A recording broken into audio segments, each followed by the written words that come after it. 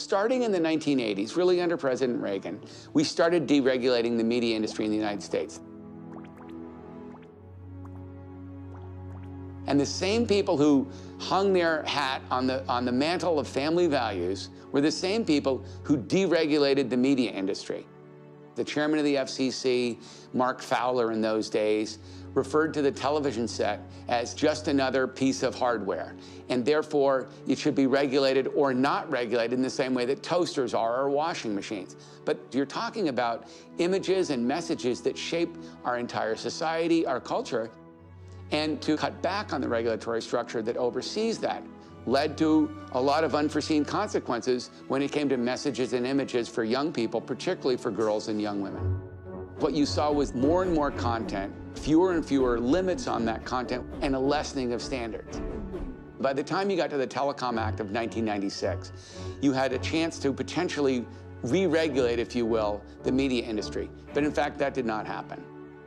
We have huge corporate conglomerations controlling television, radio, cable, newspapers, movie theaters, theme parks, huge amount of power in this country. And most of these conglomerates really operate with an eye focused on the bottom line, not on fair and balanced reporting. Rumor is going to You have Fox News and Bill O'Reilly developing an entire strategy to corner the market in sensationalistic news just to sell ads, get eyeballs, et cetera, and then all the other major news outlets on cable trying to compete so that who gets to shout the loudest becomes a standard for news practice. I could be delivering the same script with the same graphics in the same studio, wearing the same thing, but on 2 different days, I could be delivering it like this, or I could be delivering it like this. And if I'm delivering it like this, I'm going to get double the rating.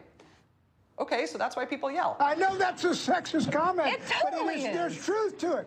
The rise of punditry in America is greatly adding to sexism and bias in the media, and also confusing what is fact and what is opinion.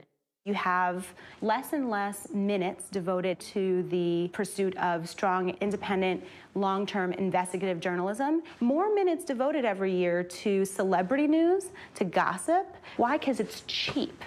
15 years ago, it would have been unthinkable for Britney Spears' panties to be a breaking headline on CNN. I want to lead with the Paris Hilton story. What's happening with Paris? My producer, Andy Jones, is not listening to me. He's put it as the lead. Listen, I just don't believe in covering that story, especially not as the lead story in a newscast when you have a day like today. Can we show some footage of Paris? Do we have Paris walking out No, we can't. last night? Joe, no. I'm going to do the news now. I haven't thrown that. There she is. Oh, look at that strut. So sweet. Oh, look at that. She's That's so a humble. reformed woman. Yeah, she's reformed. She's shy. All right, to the news She found now. Jesus.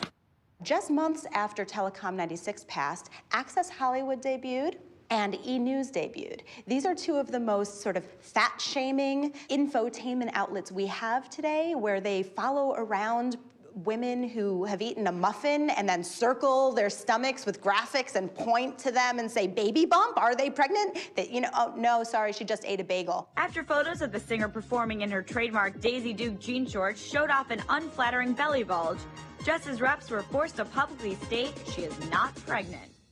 This notion that these media companies are just giving us what the public wants. No, they're giving us what the media companies want, they're giving us what the advertisers want, and they're packaging it in such a way as to make it sound like it's our fault, and it's not.